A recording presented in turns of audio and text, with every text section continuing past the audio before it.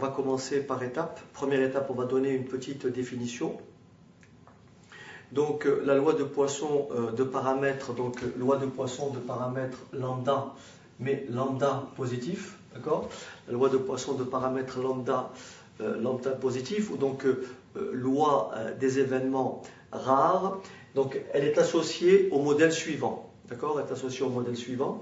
Alors si on prend sur une période t, sur une période grand T, d'accord? Une période de T, par exemple, on va prendre une plage horaire entre 0, entre toutes les 15 minutes, entre 10h et 10h15, entre 10h15 et 10h30, d'accord? Donc, sur une période T, un événement se produit, donc un événement ou une occurrence. On va supposer qu'un événement, donc un événement ou occurrence, d'accord? Occurrence, se produit lambda fois. Donc on va supposer qu'un événement ou une occurrence se produit lambda fois sur cette période grand T. Alors on va dire ceci. Là, donc se produit en moyenne lambda fois. Donc se produit en moyenne, d'accord? En moyenne lambda fois. Très bien. Donc on va dire que la variable aléatoire grand X qui associe le nombre K de fois, le nombre K, donc K entier, donc K égale à 0, 1, 2, etc., etc. Donc qui associe le nombre K de fois où l'événement, où l'occurrence se produit donc dans cet intervalle, on va donc dire que cette loi de probabilité est définie par, P de X égale K, donc probabilité d'avoir K fois l'événement A dans la période de T, est tout simplement égale à lambda exposant K sur factoriel K exponentielle de moins lambda.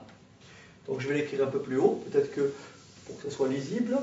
Donc ici, nous avons donc la probabilité que x égale k est tout simplement égale à lambda exposant k sur k factoriel que multiplie exponentielle de moins lambda.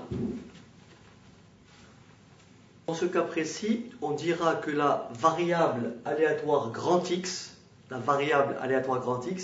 suit une loi de Poisson de paramètres lambda, que l'on va écrire ainsi. X, donc, suit une loi de Poisson de paramètres lambda. X suit une loi de Poisson de paramètres lambda. Alors, si vous permettez, on va un petit peu énoncer les conditions d'application, on va résumer les conditions d'application de notre loi de Poisson. D'abord, il faut savoir ceci, pour retenir ceci, pour avoir, si vous voulez, un processus de Poisson, ou un processus poissonien. Il faut retenir ceci. Le nombre moyen, lambda d'occurrence, d'accord, est constant pour chaque période. Période de 10 minutes, période de 15 minutes, d'accord. Lambda, donc le nombre moyen d'occurrence, est constant pour chaque période. Ça, c'est une première condition. La deuxième condition, la probabilité, très important, la probabilité d'observer plus d'une occurrence sur un petit intervalle de temps, c'est-à-dire vous réduisez l'intervalle de plus en plus petit.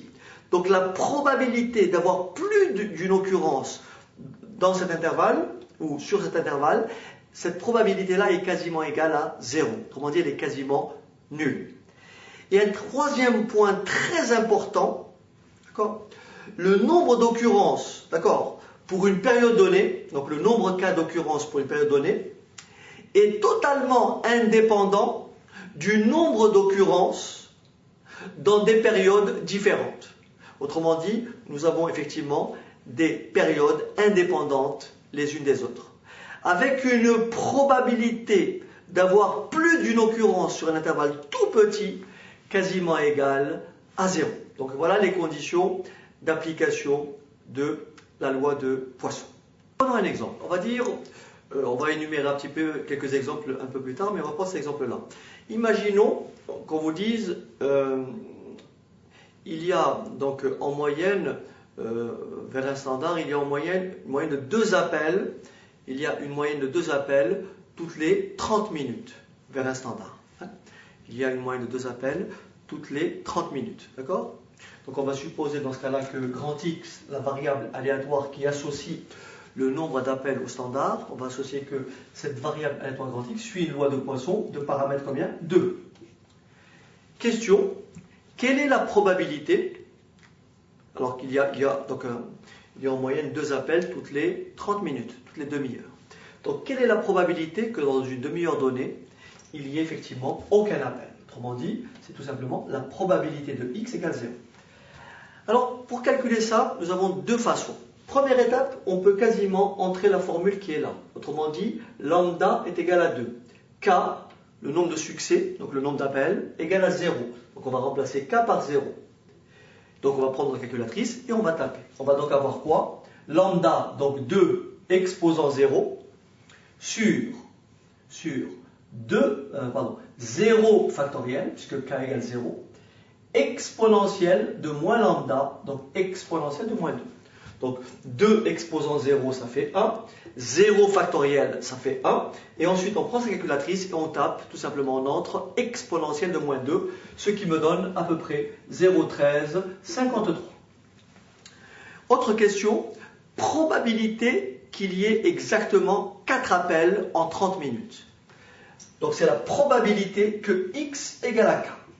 La probabilité que x égale à k, je n'ai plus qu'à remplacer x par k, ce qui va me donner tout simplement probabilité de x égale à k, ça me fait p de x égale à 4, donc p de x égale à 4, et tout simplement égale à 2 exposant 4 sur 2 factoriel. 2 exposant 4, sur 4 factoriel ou factoriel 4, que multiplie exponentielle de moins 2. Donc 2 exposant 4 sur factoriel 4, exponentielle de moins 2. Calculatrice, et vous avez bien sûr 0,0902. Nous avons aussi très simplement à notre disposition des tables qu'on appellera les tables de la loi de Poisson. Autrement dit, les tables c'est très facile. Il suffit de vous en procurer une sur Internet ou sur un manuel. Vous avez donc en réalité les lambda qui sont affichés, donc les paramètres, lambda, 0, 1, enfin 1, 2, 3, etc. Et là, vous avez la valeur k, le nombre de succès, 0, 1, 2, 3. Et bien sûr, vous croisez en choisissant la valeur de lambda et la valeur de k correspondante. Alors, il faut bien comprendre qu'ici, on a dit qu'il y avait en moyenne 2 appels toutes les demi-heures. Donc il y a en moyenne 2 appels toutes les demi-heures, et donc on a dit en moyenne 2 appels toutes les demi-heures, ça veut dire que grand X suit une loi de Poisson de paramètre 2. Maintenant, je vous dis, quelle est la probabilité qu'il y ait par exemple 3 appels, au moins 2 appels dans l'heure? Alors attention, on va jouer sur la proportionnalité. On a en moyenne 2 appels toutes les demi-heures. 1 heure égale 2 fois 30 minutes.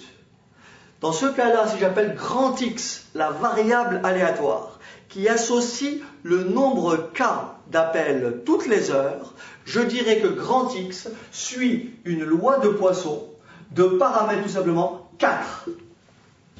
Pourquoi? Parce que l'intervalle de temps est passé de 30 à 60 minutes. Autrement dit, le paramètre en moyenne 2 appels par demi-heure, soit 4 appels en moyenne par heure. Et donc, quelle est la probabilité d'avoir un appel? Probabilité d'avoir un appel, c'est P de x égale 1, qui est égal tout simplement à 4 exposant 1 sur factoriel 1 exponentielle de moins 4. Rappelez-vous la formule, c'est lambda exposant k factoriel k exponentielle de moins lambda. Je vous laisse faire le calcul, je n'ai pas de calculatrice sous les yeux. Maintenant, on vous dit quelle est la probabilité d'avoir au moins un appel. Attention, le calcul est relativement long, parce que au moins un appel s'écrit P de x plus grand ou égal à 1. Et c'est quoi P de x plus grand ou égal à 1? C'est P de x égale 1, plus P de x égale 2, plus P de x égale 3, etc. Il faut savoir que dans le cas d'une loi de Poisson, le nombre K d'occurrence peut être infini, puisque K prend toutes ses valeurs, c'est des valeurs entières, 0, 1, 2, 3, etc. Donc on n'est pas limité dans le nombre de succès. Contrairement à la loi binomiale, où on verra tout à l'heure, on a un nombre de succès puisqu'on travaille de 0 à n. Nous avons un n épreuves, donc au maximum k varie entre 0 et n. Alors que ici, k peut prendre toutes les valeurs, 0, 1, 2, 3, jusqu'à l'infini. Donc au moins un appel, c'est P de grand X plus grand ou égal à 1. Alors on va passer par l'événement contraire, et donc ici on va écrire P de x égale 1 plus P de x égale 2, etc., etc. On va tout simplement écrire 1 moins P de x strictement inférieur à 1. Et c'est quoi P de x strictement inférieur à 1? C'est P de x tout simplement égale 0. Autrement dit, au moins un appel, le contraire de au moins un appel, c'est aucun appel.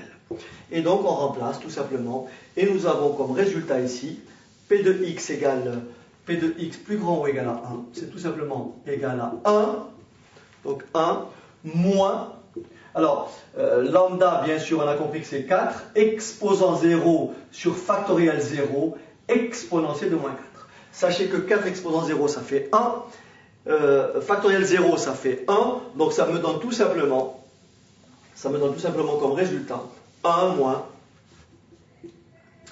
exponentiel de moins 4. Ceci est donc la probabilité d'avoir au moins un appel en une heure. Exemple numérique, par exemple, on peut s'intéresser au nombre, d'arrivées de voitures dans une station de lavage toutes les 15 minutes.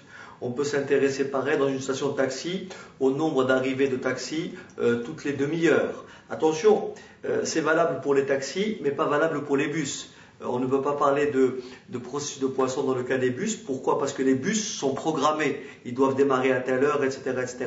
Autrement dit, il n'y a pas d'indépendance entre les plages horaires, 10h15, etc., etc. Donc, les exemples, par exemple, on peut imaginer aussi dans un livre, on va dire, on commet des erreurs de typographie, et donc on peut mesurer le nombre moyen d'erreurs par page, etc., etc. La difficulté de la loi de Poisson, une fois que le processus de Poisson est établi, son utilisation est relativement aisée puisque nous avons la formule, nous avons des tables. On va essayer de se pencher un petit peu pourquoi nous avons effectivement cette écriture, pourquoi nous avons si x suit une loi de Poisson de paramètres lambda, pourquoi la probabilité de x égale k, pourquoi la probabilité de x égale k est-elle égale à lambda exposant k sur factoriel k, n'est-ce pas, exponentielle de moins lambda. D'accord? Donc tout ça va nécessiter des calculs mathématiques. Je ferai des petits rappels. Donc si vous voulez effectivement compléter en allant sur Internet pour retrouver des éléments effectivement qui peuvent compléter mes démonstrations. Je vous propose de convenir de l'écriture suivante. Pour des raisons de calcul, lorsque j'écrirai ceci, donc j'écrirai la limite de la somme donc de n de k allant de 0 à n, avec n qui tend vers plus l'infini, n'est-ce pas, avec n qui tend vers plus l'infini de k, d'accord? Donc cette écriture-là, je vais simplement lui préférer cette écriture-là. C'est-à-dire, je vais lui préférer cette écriture-là, somme de k égale 0 à k égale à plus l'infini. Donc ça, je vais le transcrire comme ça. Donc quand j'écrirai somme des k variant de 0 à plus l'infini, ça désignera tout simplement la limite lorsque n tend vers plus l'infini de la somme des k variant de 0 à n. Donc on adoptera cette écriture-là. On va commencer donc par admettre le premier résultat, résultat suivant que vous pouvez retrouver effectivement si vous avez un intérêt quelconque, c'est le développement limité, donc il faut savoir que la somme des lambda k sur k factoriel, n'est-ce pas, lorsque k varie de 0 à n, donc chaque fois que j'aurai ce résultat-là, autrement dit 0 lambda exposant 0 sur 0 factoriel plus lambda exposant 1 sur 1 factoriel, etc., etc. Tout ceci est tout simplement égal à exponentielle de lambda. Donc la somme des lambda k sur factoriel k, k variant de 0 à l'infini, parce que là j'aurais dû écrire la limite, mais on va adopter ça. Donc la somme des lambda k sur factoriel k, k variant de 0 à l'infini, est tout simplement égale à exponentielle de lambda. J'aurai besoin aussi un peu plus tard de ce résultat-là. Il faut savoir que la limite, lorsque x tend vers plus l'infini, de 1 plus 1 sur x exposant x, la limite de ce calcul-là, c'est tout simplement e. Je répète, donc la limite de 1 plus 1 sur x, le tout exposant x, est tout simplement égal à e, nombre de Neper, 2,718, etc. Lorsqu'on a une loi de probabilité, donc on dit que grand X, variable aléatoire qui suit une loi de Poisson de paramètres lambda, donc est une loi de probabilité. Il est normal que lorsqu'on a une variable finie et une loi de probabilité, donc un variable finie, on sait que la somme des PI, rappelez-vous, la somme des PI, I variant de 1 à n, n'est-ce pas? I variant de 1 à n, dans le cas d'un phénomène discret, donc P1 plus P2 plus P3, etc., est tout simplement égal à 1, c'est la somme des PI. Alors on va donc vérifier que si une variable aléatoire grand X suit une loi de Poisson de paramètres lambda, l'écriture, donc la probabilité que X, d'accord, si j'ai probabilité de X égale K, qui est égale à lambda exposant K sur factoriel K, exponentielle de moins lambda. On va essayer de démontrer que ça, c'est bien une loi de probabilité. Autrement dit, on va essayer de montrer que la somme des k variant de 0 à l'infini de P de x égale k est tout simplement égale à 1. Autrement dit, la somme des PI est tout simplement égale à 1. Donc ce résultat-là est tout simplement égal à P de x égale 0 plus P de x égale 1 plus P de x égale 2 plus P de x égale qui va vers l'infini. Vous voyez, ça doit faire là. Alors, on va donc commencer par écrire ceci.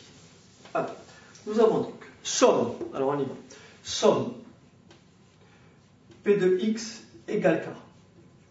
Bien sûr, k variant de 0 à l'infini est égal à somme k variant de 0 à l'infini. C'est quoi P de x égale k? C'est lambda exposant k sur factoriel k exponentielle de moins lambda. Vous êtes d'accord que exponentielle de moins lambda est indépendant de l'indice k. Donc je peux le sortir du signe somme, c'est les propriétés du signe somme. Donc je peux écrire quoi ici? Ceci est égal à, ceci est égal à exponentielle de moins lambda, n'est-ce pas? Somme k variant de 0 à l'infini, lambda exposant k sur factoriel k. Lambda exposant k sur factoriel k. Et vous avez vu d'après la définition précédente, ceci est tout simplement égal à exponentielle de lambda.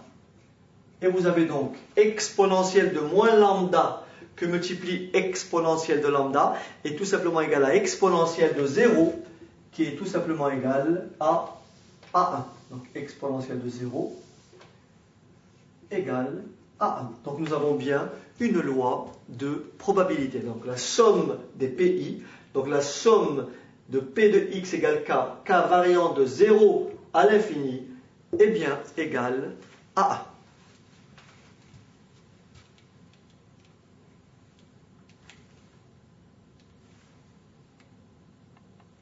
Et alors, autre résultat important, c'est que lorsque vous avez donc une loi de Poisson, alors lorsque vous avez une loi de Poisson de paramètres, donc on l'a dit, donc x suit une loi de Poisson de paramètres lambda, n'est-ce pas?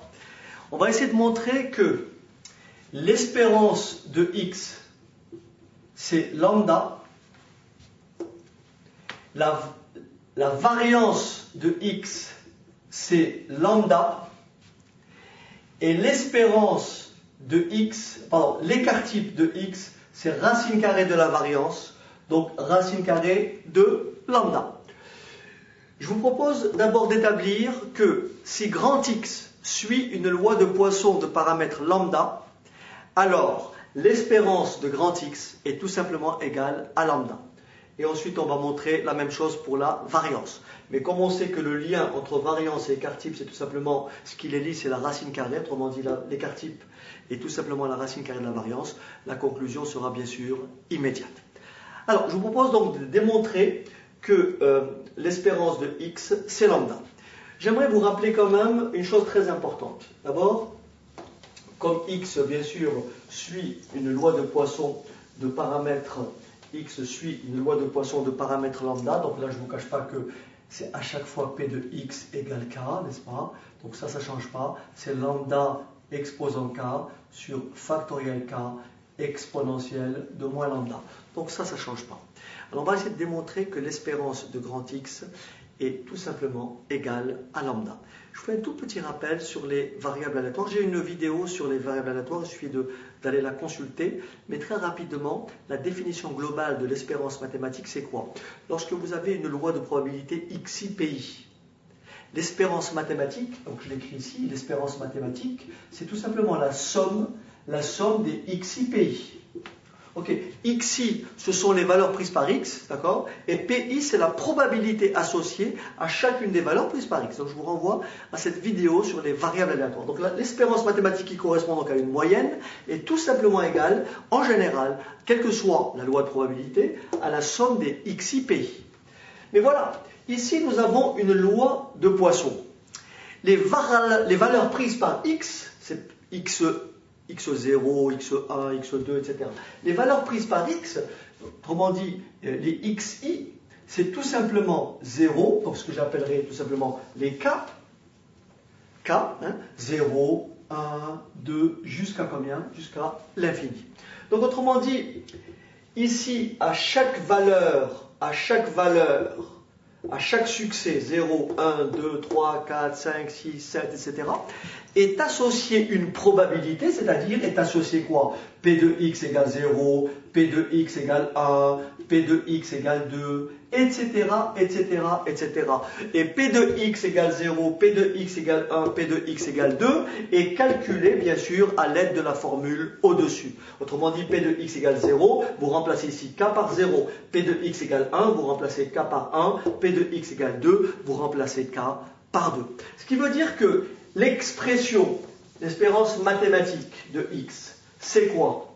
C'est l'espérance mathématique de x, c'est quoi? C'est xi, donc attention, c'est la somme.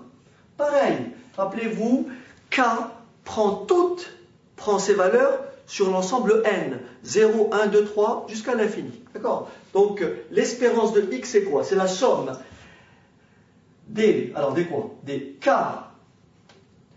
P de x égale k. Mais avec k variant de combien à combien? K variant de 0 à l'infini. Donc k variant de 0 à l'infini. Rappelez-vous que P de x égale k, c'est exactement la valeur que j'ai au-dessus. C'est-à-dire P de x égale k, c'est tout simplement lambda exposant k sur k factoriel exponentielle de quoi? De moins lambda.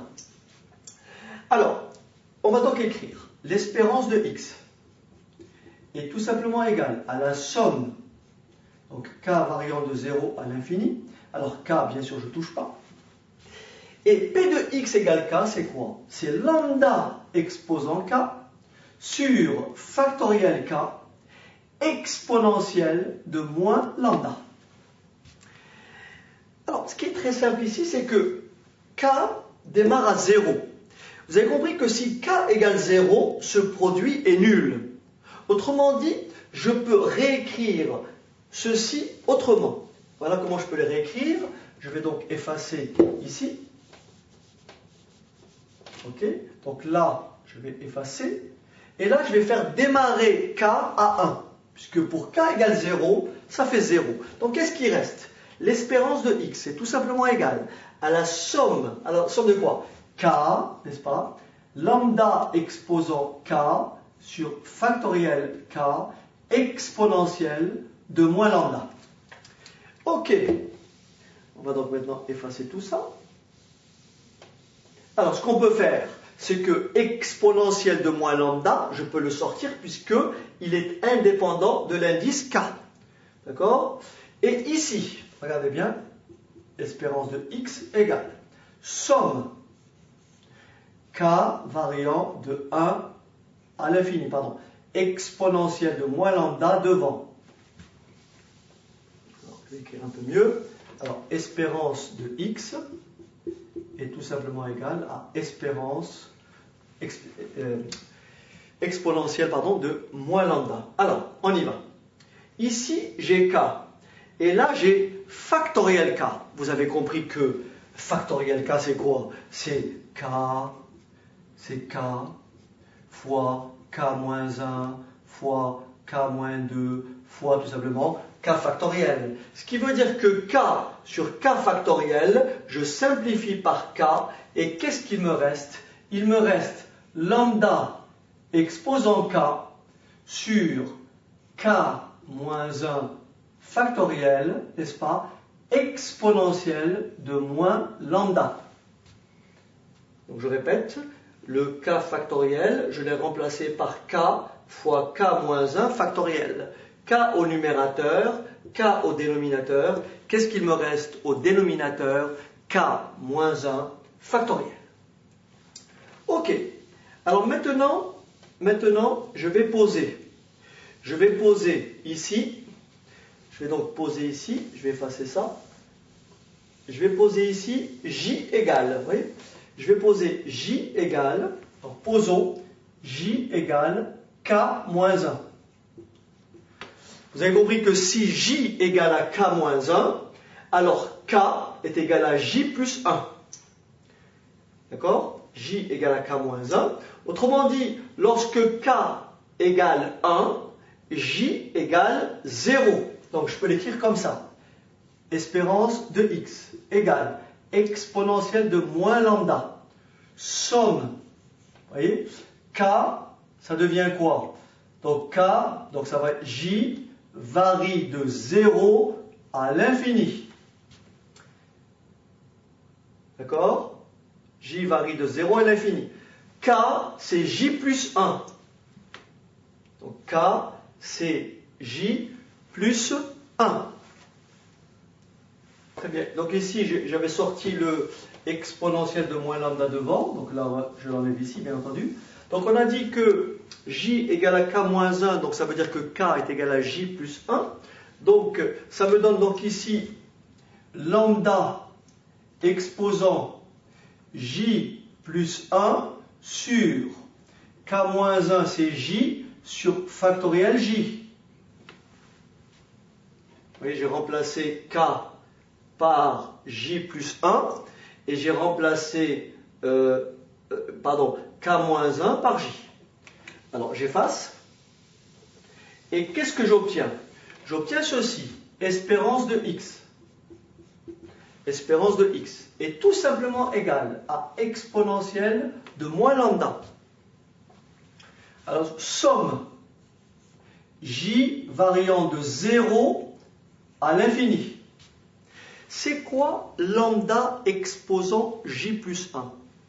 C'est tout simplement lambda que multiplie lambda exposant J. Ce que j'écris ici. Lambda que multiplie lambda exposant J sur factoriel j.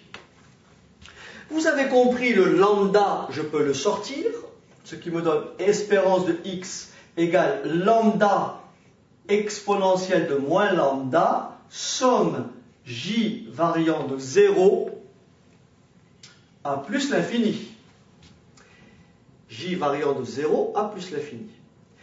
Lambda j sur j factoriel. Mais c'est quoi lambda j sur j factoriel si j varie de 0 à plus l'infini, sinon exponentielle de lambda?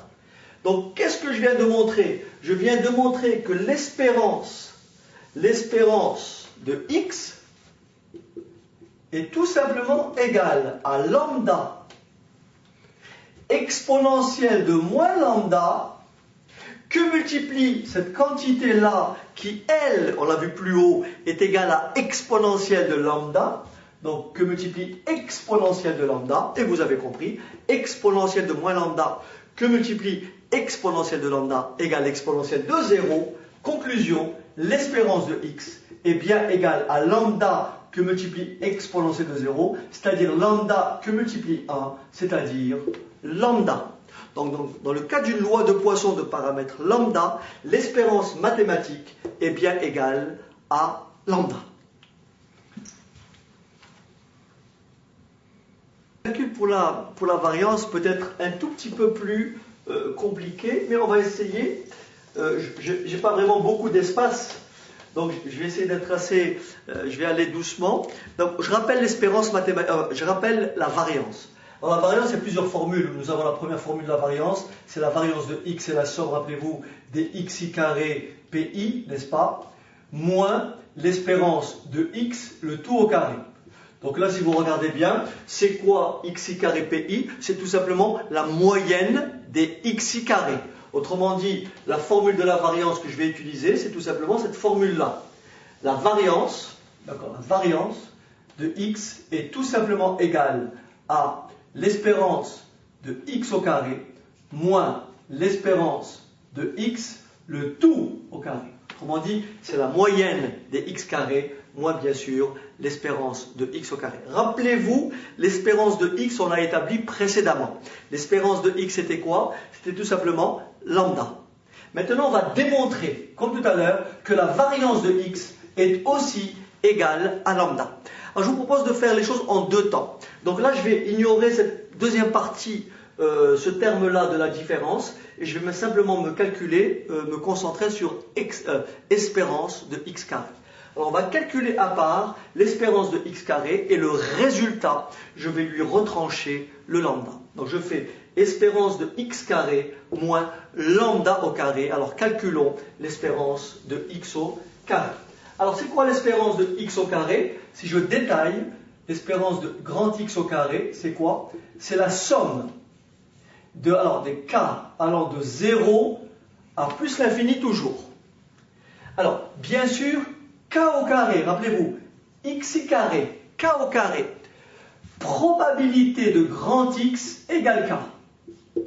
Voilà l'espérance de x2. Alors, on va remplacer P de x égale k par sa valeur. Donc, je n'aurai pas beaucoup d'espace, donc il faut vraiment me suivre. Espérance de x2 égale. Alors, regardez bien. Somme k variant de 0 à l'infini. K carré. Là, je recopie. P de x égale k, c'est quoi? C'est lambda exposant k, n'est-ce pas? Vous finirez par comprendre. Lambda exposant k sur factoriel k exponentielle de moins lambda. Donc je répète, k carré, lambda exposant k, factoriel k sur exponentielle de moins lambda. Alors, première chose, je vais d'abord sortir exponentielle de moins lambda, puisque je n'ai pas d'indice, je n'ai pas la lettre k, donc ce résultat-là est indépendant du reste. Là, le k carré, c'est quoi k carré? C'est k fois k. Et je vais simplifier le k carré de chaque côté. Qu'est-ce que j'obtiens? Regardez bien. Espérance de x carré égale espérance de x carré. Donc, je peux prendre un peu plus à gauche. Donc, je vais écrire ici. Espérance de x au carré. D'accord? Égale. égale exponentielle de moins lambda, somme k variant de 0 à l'infini. K variant de 0 à l'infini, autrement dit c'est la limite, rappelez-vous que lorsque petit n tend vers plus l'infini, au lieu de mettre l'infini ici, je mets petit n. Bon, donc on a déjà traduit cette écriture. Donc somme des donc k variant de 0 à l'infini. Alors attention, je garde un k. Et rappelez-vous tout à l'heure, c'est quoi k sur factoriel k? Factoriel k c'est quoi? C'est k, factoriel k, je l'écris ici, c'est k fois k moins 1 factoriel. Ça c'est factoriel k. Factoriel k, je l'écris un peu plus haut, factoriel k c'est k, facteur de k moins 1 factoriel. Ça c'est factoriel k. Donc je simplifie par k, que me reste-t-il? Il me reste lambda, regardez bien, lambda exposant k sur tout simplement k moins 1 factoriel. Je répète, il me reste ceci, exponentielle de moins lambda, je l'ai effectivement sorti. Alors, on va transformer cette écriture. On va transformer cette écriture comme tout à l'heure. J'aurais pu effectivement gagner un tout petit peu de temps. C'est-à-dire, rappelez-vous tout à l'heure, je vous avais dit que effectivement, lorsque k égale 0, le k égale 0, ça me fait forcément un 0 ici. Bon, je peux le faire ici. Donc, on peut totalement penser la chose. Au lieu de démarrer à k égale 0, je peux démarrer à k égale 1 pour la simple et bonne raison que lorsque k égale 0, 0 fois une quantité, ça fera forcément combien? 0. Donc, en réalité, j'aurais pu commencer ici. Voilà. Donc si k égale 0, vous voyez, k égale 0, ça fait 0. Donc l'espérance de x carré, c'est la somme des k carré lambda k sur k factoriel exposé moins lambda, k variante de 1 à combien? Plus l'infini. Alors comme tout à l'heure, je vais poser j égale à k moins 1. Donc là j'aurai besoin d'un peu d'espace, donc je vais récupérer mon éponge, donc je vais effacer ici. Je n'ai plus besoin. Donc je vais poser, pareil, je vais poser J, voyez, je vais poser J égale à K moins 1. Donc J égale à K moins 1, ce qui veut dire que K est égal à J plus 1. Donc j'ai quoi? L'espérance de x carré égale, donc espérance de x carré égale, exponentielle de moins lambda, n'est-ce pas? Somme, attention, J, si k égale 1, J égale 0, donc J variant de 0 à l'infini. Le k, je le remplace par sa valeur qui est quoi? J plus 1, donc J plus 1, n'est-ce pas? Lambda exposant combien? Lambda exposant J plus 1 sur, bien entendu, J factoriel. D'accord? J'ai remplacé k par j plus 1, puisque si j égale à k moins 1, k est tout simplement égal à j plus 1, ce que j'ai écrit. Alors, on va donc distribuer ces deux termes. Alors, qu'est-ce qu'on obtient? On obtient ceci, regardez bien, on obtient espérance de x carré égale exponentielle de moins lambda, n'est-ce pas? Exponentielle de moins lambda. Alors, somme j variant de 0 à l'infini, j'ouvre une parenthèse. Là, j'ai j que multiplie, bien sûr, je distribue. Ça fait lambda exposant j plus 1 sur factoriel j, n'est-ce pas? J que multiplie lambda exposant j plus 1 sur factoriel j, plus lambda j plus 1 sur factoriel j. J'ai distribué chacun des termes. Là, je remarque quoi? J'ai lambda j plus 1, lambda j plus 1. Je peux mettre lambda en facteur. Autrement dit, je peux sortir lambda du processus, ce qui me donne espérance de x2 égale exponentielle de moins lambda. Exponentielle de moins lambda. Je mets lambda en facteur. Rappelez-vous, si vous avez lambda j plus 1, c'est tout simplement égal à lambda que multiplie lambda J. Voilà. Lambda fois lambda J. Donc là, j'ai lambda fois lambda J. Là, j'ai lambda fois lambda J. Je peux mettre lambda J, lambda en facteur. Ce qui me donne, je vais écrire plutôt comme ça. Je vais commencer par écrire. Donc lambda exponentielle de moins lambda. Somme J variant de 0 à l'infini.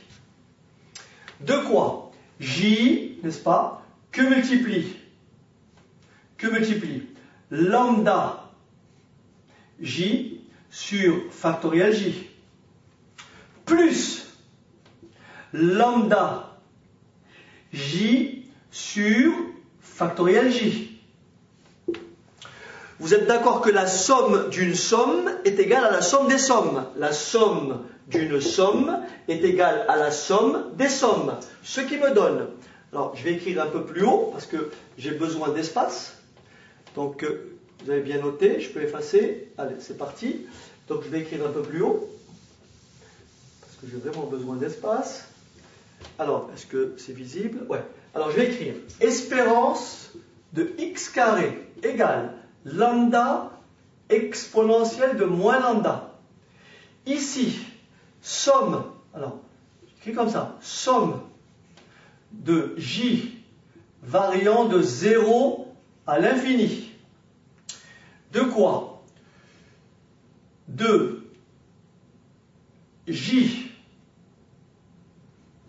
lambda J sur factoriel J plus somme J variant de 0 à l'infini. De quoi? De lambda J sur factoriel J. Ok? Or, lambda J sur factoriel J avec J variant de 0 à l'infini, on a vu que ça fait exponentielle de lambda. Donc là, qu'est-ce que je vais obtenir? Je vais obtenir tout simplement ceci. Je vais obtenir lambda exponentielle de moins lambda. Somme J variant de 0 à l'infini. J lambda J sur factoriel J. Plus exponentielle de lambda. Plus exponentielle de lambda. Ok? Et donc là, cette forme-là, on avait traité une forme équivalente précédemment. Donc je vous renvoie vers ce qu'on avait fait tout à l'heure, hein, si vous voulez bien. Donc ici, je vais transformer, vous voyez, là j'ai J, et en bas j'ai J factoriel, ou factoriel J. Je vais simplifier par J, rappelez-vous, factoriel J, hein, rappelez-vous, factoriel J, c'est J que multiplie J moins 1 factoriel. Donc en simplifiant par J en bas et en haut, qu'est-ce qui va me rester? Il va me rester tout simplement ceci. Il va me rester ceci. Lambda exponentielle de moins lambda.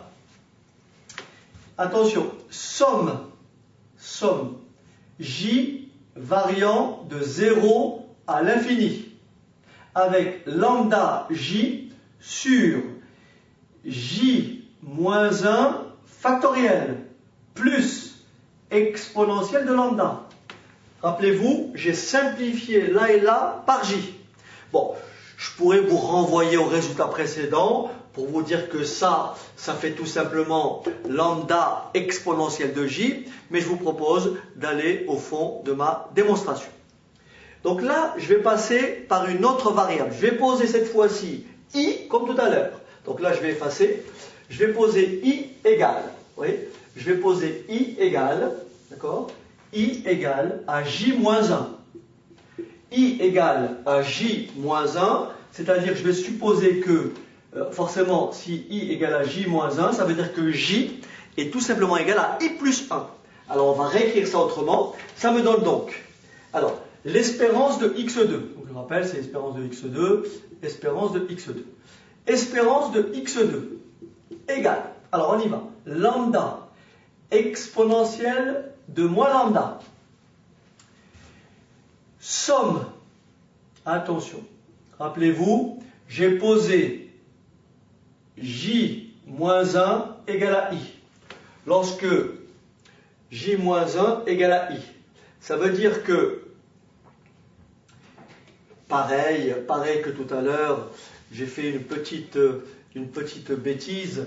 Ici c'est pareil, j'aurais pu, bien sûr, lorsque J égale 0, cette quantité-là, bien sûr, s'annule. Donc je vais redémarrer avec J égale à 1, exactement comme tout à l'heure avec J égale à 1. C'est vraiment l'espace du tableau qui m'empêche d'avancer. Donc ici je répète, J-1 est égal à I, ce qui veut dire que lorsque J égale à 1, I est bien sûr égal à 0. Rappelez-vous, en 0 ici, lorsque J égale 0, ça fait 0. Donc ça, je l'ai éliminé. Ça me donne donc, I varie de 0 à l'infini. Alors rappelez-vous, lambda exposant J. J'ai remplacé J par lambda exposant I plus 1. Vous voyez? Lambda exposant I plus 1, le tout sur I, factoriel, plus, bien entendu, exponentielle de lambda. Ok, on va continuer notre raisonnement. Ok, je vais donc effacer ici. Et qu'est-ce que j'obtiens? J'obtiens espérance de x2 égale lambda exponentielle de moins lambda. Et là, vous reconnaissez quoi? Vous reconnaissez la forme somme I variant de 0 à l'infini. C'est quoi lambda exposant I plus 1? C'est lambda que multiplie lambda exposant I. Ça me donne donc lambda que multiplie lambda exposant I, le tout sur factoriel I, plus exponentielle de lambda. Alors là, je peux effacer. Et qu'est-ce que j'ai ici? J'ai tout simplement lambda exponentielle de moins lambda. Ici, je peux sortir lambda du signe somme, ce qui me donne lambda somme I variant de 0 à l'infini, lambda I sur I factoriel, plus exponentielle de lambda. Et là, bien entendu encore, qu'est-ce que vous avez ici? Vous reconnaissez exponentielle de lambda. Et j'obtiens donc lambda exponentielle de moins lambda est tout simplement égal à lambda exponentielle de lambda plus exponentielle de lambda. Tout ce que j'ai à faire maintenant, c'est distribuer chacun de ces termes. Autrement dit, je vais multiplier ça par ça et ça par ça. Et là, qu'est-ce que vous avez? Lambda fois lambda, ça fait lambda au carré. Exponentielle de moins lambda, que multiplie exponentielle de plus lambda, ça fait exponentielle de 0, ce qui vous donne combien? 1. Ensuite, plus lambda exponentielle de moins lambda fois exponentielle de lambda, ça fait encore exponentielle de 0, ce qui me donne le résultat précédent. Je vous propose d'effacer donc cette partie-là. Ce qui me donne le résultat précédent. Et j'obtiens donc, regardez bien, j'obtiens donc espérance de x2 est tout simplement égal à lambda au carré. Vous voyez, je multiplie ça par ça, ça fait 1. Je multiplie ça par ça, ça fait 1. Plus lambda. Voilà l'espérance de x au carré. Mais rappelez-vous la formule de la variance. La variance, c'était quoi? Variance de x, c'est espérance de x2 moins espérance de x, le tout au carré. Or, je viens de montrer que l'espérance de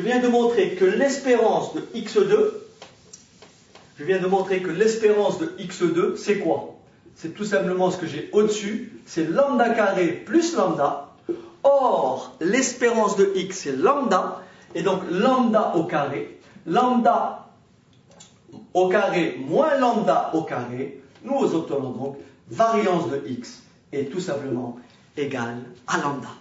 Donc, en résumé, c'est laborieux, bon, mais on y est arrivé. Alors, bien sûr, quelques petites imperfections, mais à vous de corriger en relisant, si vous voulez, la vidéo. D'accord? Donc, grand X, ici, quand on vous dit que grand X suit une loi de Poisson de paramètres lambda, il faut simplement savoir que dans ce cas-là, l'espérance de grand X, c'est lambda, la variance de grand X, c'est lambda, Et l'écart type de grand X, c'est la racine carrée de lambda qui est tout simplement égale à racine carrée de la variance, c'est-à-dire racine carrée de lambda. C'est la raison pour laquelle souvent, lorsque vous avez un relevé statistique, on va dire ceci. Vous savez, sans faire de test, hein, on va se placer devant un guichet de poste, d'affranchissement, et on va décomposer, on va s'intéresser au passage de clients entre, par exemple, 10h et midi. Et donc, on va effectivement essayer de compter le nombre de clients qui se présentent au guichet de poste. Allez, on va dire toutes les 2 minutes ou toutes les 4 minutes, d'accord? On va ainsi faire ce qu'on appelle un relevé statistique. On va donc faire un relevé statistique, et en faisant un relevé statistique, on aura bien sûr, forcément, xi, ça sera le nombre de clients qui se présentent au guichet, par exemple 0, 1, 2, 3, etc., etc., par intervalle de 2 minutes, le nombre de clients qui se présentent au guichet. Et ici, nous aurons ce qu'on appelle l'effectif, le nombre de fois où 0 client se sont présentés toutes les 2 minutes. Le nombre de fois où un client s'est présenté toutes les 2 minutes. Le nombre de fois où 2 clients sont présentés toutes les 2 minutes. On obtient ainsi une série statistique à variable simple pondérée. D'un côté xi, de l'autre côté ni. Alors, une fois que vous avez cette série statistique, vous pouvez calculer le nombre moyen de clients qui viennent se présenter au guichet. Donc vous allez calculer ce qu'on appelle x bar, la moyenne qui est égale à la somme des ni xi. D'accord? Vous allez calculer donc la moyenne, faire une moyenne entre le nombre d'arrivées, 0, 1, 2, 3, et le nombre de fois où 0, 1, 2, 3 est réalisé. Okay? Donc on obtient x bar, la moyenne des clients par intervalle de 2 minutes. On peut calculer aussi la variance qui est la somme des ni carré, xi carré ni, n'est-ce pas, xi carré ni, ou ni xi carré, n'est-ce pas, ni xi carré, d'accord? Donc ici j'ai bien sûr oublié, j'ai pensé à fi en écrivant ça, bien sûr divisé par l'effectif total, hein. Une moyenne arithmétique pondérée c'est la somme des ni xi sur grand N. Donc la variance c'est la somme des ni xi carré sur grand N, bien sûr, moins x bar au carré. Admettons qu'on ait trouvé une moyenne égale à peu près à, on va dire une moyenne x bar égale à 2,03. Et on va dire qu'on a trouvé une variance égale à peu près, n'est-ce pas, à 2, je ne sais pas moi, à 2,1. On peut estimer que la variance et la moyenne sont deux valeurs sensiblement proches, et on dira tout simplement que dans le cas de, si on appelle grand X, la variable aléatoire qui associe donc le nombre K de clients qui viennent se présenter au guichet par intervalle de 2 minutes, on dira que grand X suit une loi de Poisson de paramètres, effectivement, égale à la moyenne. Donc on va arrondir, on va dire que grand X dans ce cas-là suit une loi de Poisson de paramètres à peu près égale à 2, puisque statistiquement, la moyenne est sensiblement proche de la variance. Bien sûr, il existe une autre façon de tester la validité d'une loi de Poisson, c'est notamment donc le test du Qui2, par exemple. Maintenant, des opérations sur les variables aléatoires. Alors, on va prendre deux variables aléatoires x et y. On va supposer que les variables aléatoires x et y sont telles que x suit une loi de Poisson de paramètre lambda 1, d'accord? Y suit une loi de Poisson de paramètre lambda 2, d'accord? Et on va supposer que x et y sont deux variables aléatoires indépendantes. Et on va s'intéresser à la somme z de x plus y. La question qui est posée, si x suit loi de Poisson de paramètre lambda 1, si y suit loi de Poisson de paramètre lambda 2, on va essayer de montrer que z qui est égal à x plus y, x et y variables aléatoires indépendantes, vous allez voir pourquoi, on va montrer que z suit une loi de Poisson de paramètre tout simplement égale à lambda 1 plus lambda 2. Autrement dit, on fait la somme des paramètres. Alors avant d'arriver à la démonstration, très rapidement je vais prendre un exemple numérique pour un petit peu chiffrer ce que je veux dire.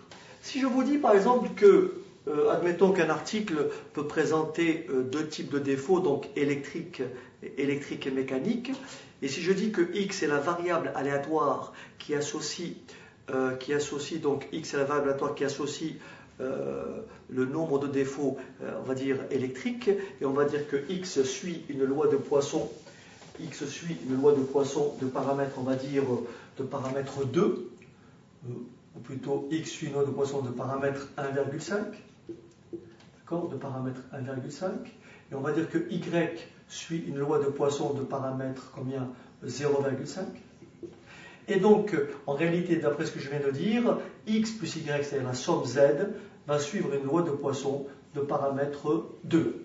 Alors, autrement dit, si on me demande dans ce cas de figure de calculer quelle est la probabilité pour que l'article présente 4 défauts, autrement dit, quelle est la probabilité pour que z soit égal à 4 ?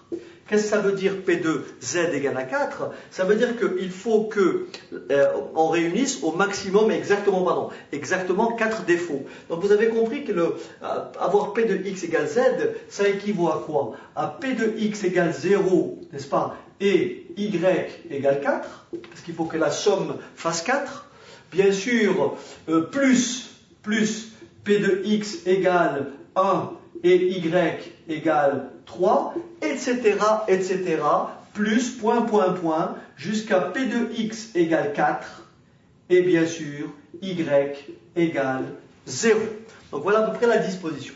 Et bien sûr, on va voir tout à l'heure que dans ce cas-là, pourquoi z, la somme de x plus y, pourquoi z suit une loi de Poisson dans le paramètre tout simplement la somme des deux paramètres. Mais je tenais quand même à introduire ce concept-là parce que de façon plus large, ça va être un peu plus compliqué. Donc je reviens à ma situation antérieure.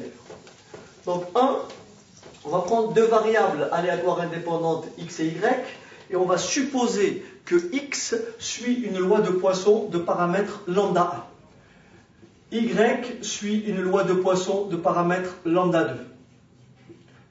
Donc z est tout simplement égal à x plus y. Et on va chercher la probabilité que z égale à s. S étant le nombre d'occurrences, le nombre de fois où l'événement se produit. S étant bien sûr la somme des résultats obtenus pour x et obtenus pour y, comme tout à l'heure, entre 0 et 4, on peut avoir 0 pour x, 4 pour y, 1 pour x, 3 pour y, 2 pour x, 2 pour y, etc. Donc là, pour avoir P de z égale S. C'est quoi P de z égale S? C'est tout simplement, alors je l'écris, c'est tout simplement P de z égale S. Donc P de z égale S, c'est tout simplement la somme des la somme des P de x égale K et P de y égale à quoi? S moins K.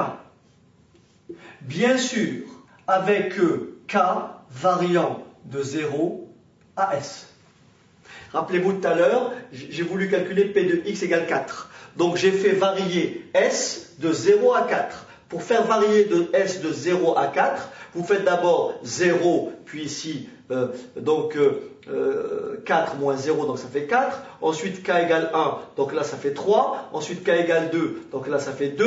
Ensuite, K égale 3, là ça fait 1. Ensuite, K égale 0, et bien sûr ici, ça fait 4. Donc ça s'écrit bien P de Z égale S, c'est bien la somme des P de X égale K et P de Y égale S moins K avec K qui varie de 0 à S.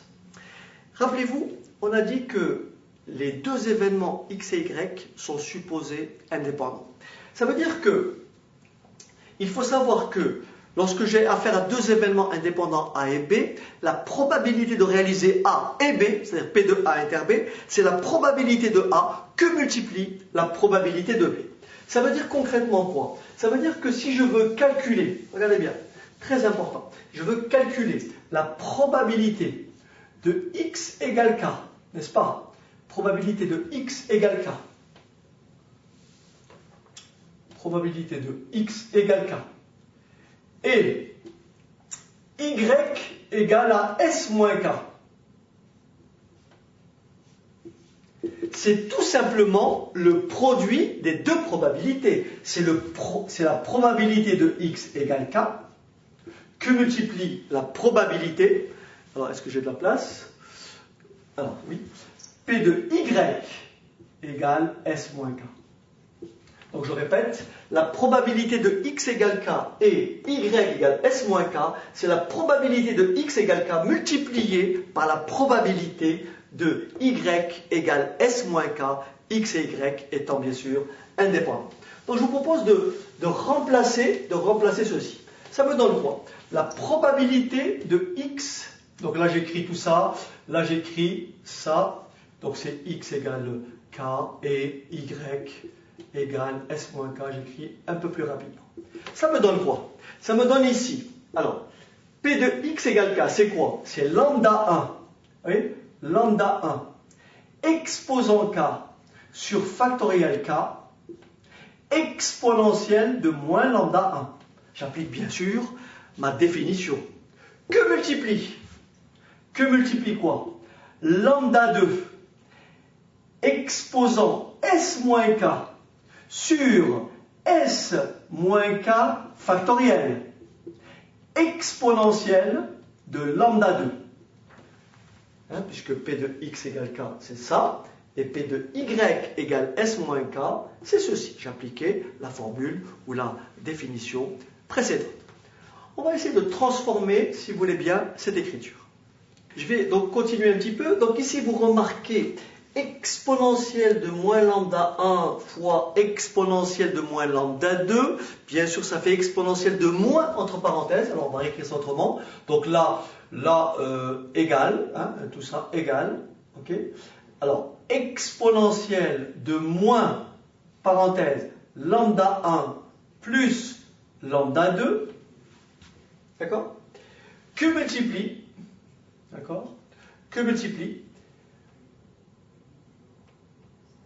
donc ici, factoriel k, que multiplie s moins k factoriel, lambda 1 exposant k, que multiplie lambda 2 exposant s moins k.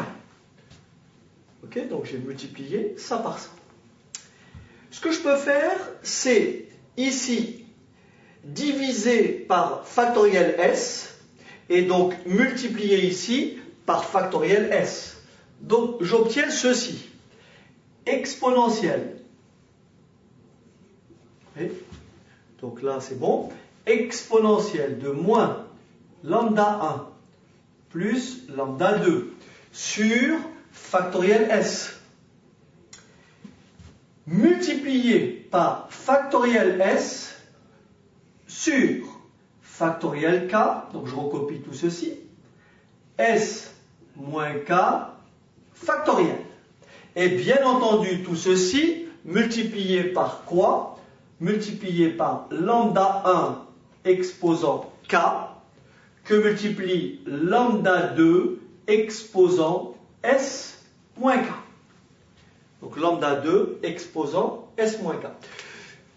Qu'on ne perd pas de vue. Ceci est la probabilité que x égale k et y égale à s moins k. Dans l'exemple tout à l'heure, par exemple, probabilité, quand j'avais, je voulais 4 défauts, 4 anomalies. Je peux, si je choisis x égale 2, donc là ça me fait x égale 2 et y égale 2, puisque la somme ça fait 4. Si je choisis x égale 1, là je choisis y égale 3. Donc si je choisis x égale k, comme la somme est s, rappelez-vous, x plus y, c'est le nombre de défauts, k défaut pour k défaut, k résultat, k occurrence pour x, forcément s moins k occurrence pour y, puisque la somme, quand je fais k plus s moins k, ça fait bien s.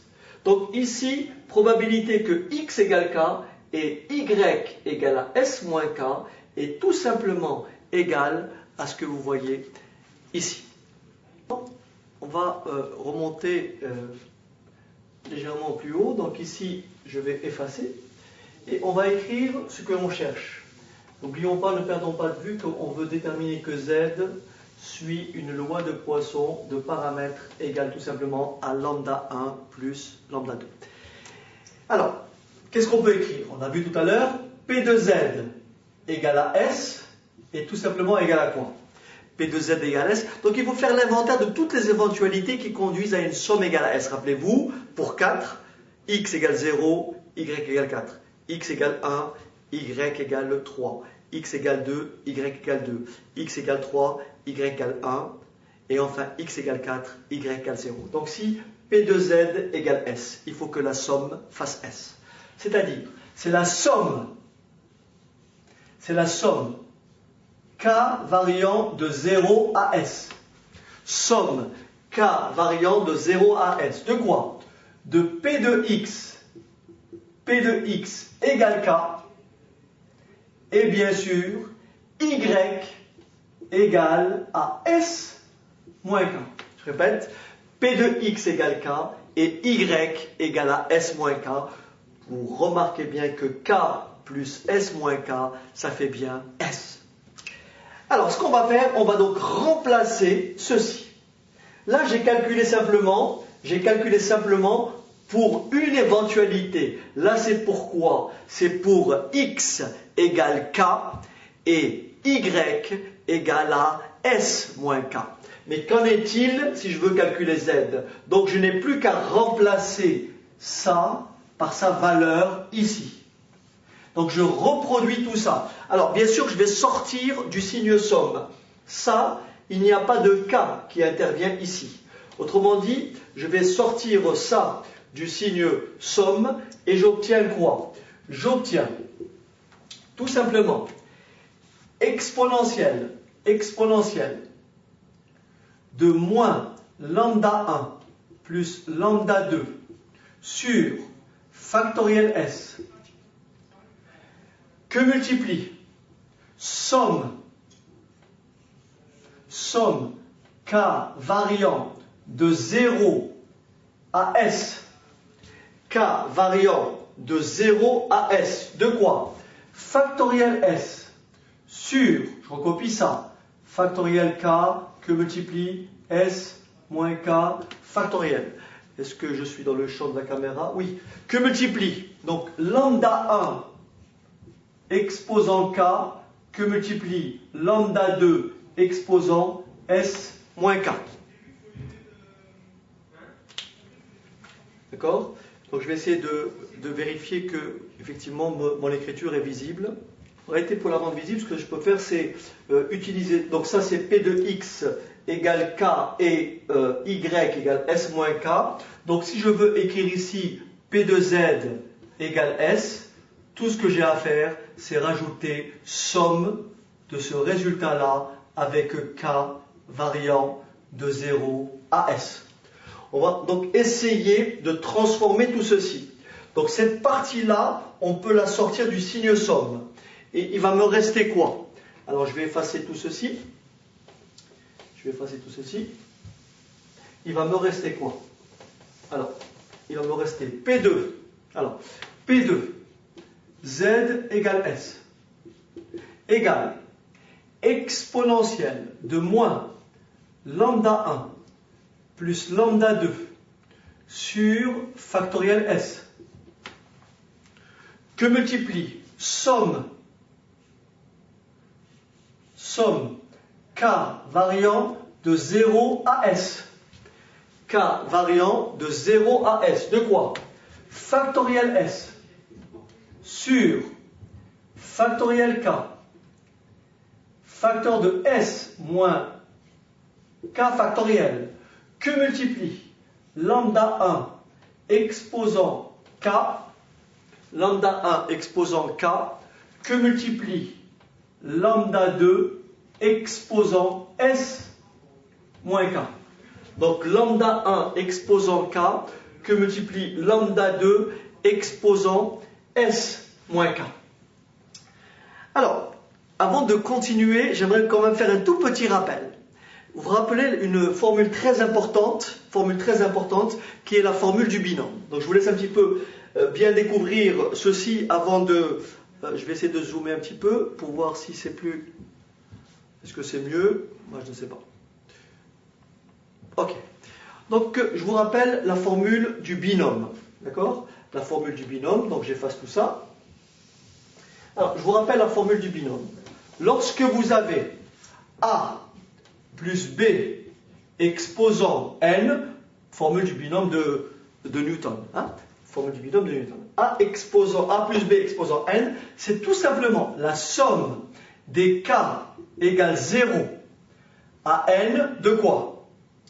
CNK, n'est-ce pas? A exposant K que multiplie B exposant N moins K. Mais vous savez que CNK, c'est quoi CNK? C'est tout simplement somme K égale 0 à N. CNK, c'est quoi? C'est factoriel N sur K factoriel, facteur de N moins K factoriel, que multiplie A exposant K, que multiplie B exposant N moins K. Alors on va essayer de coller cette formule à ce qu'on a obtenu ici, parce qu'il y a vraiment une analogie. Regardez ici, n factoriel, s factoriel. Regardez ici, k factoriel, k factoriel. Regardez ici, n moins k factoriel, s moins k factoriel. Regardez ici, a exposant k, lambda 1 exposant k. B exposant n moins k, lambda 2 exposant S moins K. Autrement dit, lambda 1 et lambda 2 ne sont plus que petit a et petit b. Toute cette partie-là, que je vais indiquer en rouge, toute cette partie-là, n'est-ce pas, peut faire l'objet de cette écriture-là, puisque c'est la même chose. Autrement dit, ça c'est quoi? Ça c'est quoi? C'est tout simplement lambda 1 plus lambda 2 exposant S. Vous voyez? Somme K variant de 0 à N. Donc c'est lambda 1 plus lambda 2 exposant S. Je vous propose donc de l'écrire. Voilà ce qu'on a obtenu. Voilà ce qu'on a obtenu. On a obtenu ceci. P de Z. P de Z égale S. Donc là, je ne touche pas. C'est exponentielle de moins lambda 1 plus lambda 2, entre parenthèses, sur S factoriel. Et multiplié par, donc ça, d'après le binôme de Newton, c'est quoi? C'est lambda 1 plus lambda 2, le tout exposant S. Alors on va bien sûr réécrire un petit peu tout ça. Et ça me donne P de Z égale S est égal à quoi? À lambda 1 plus lambda 2 exposant S sur factoriel S, n'est-ce pas? Sur factoriel S, que multiplie exponentielle de moins lambda 1 plus lambda 2.